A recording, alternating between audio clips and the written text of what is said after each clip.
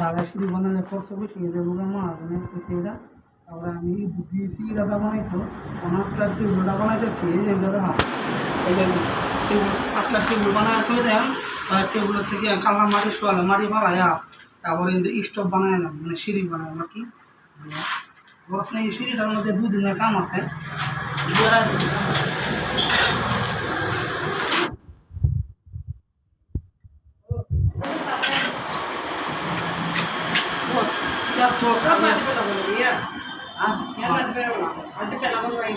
না আজি ন কাইলে রাতিপুৱা পেলাম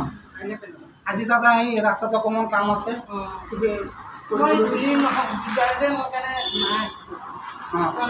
আহি আছো যোনটো মাৰি আহি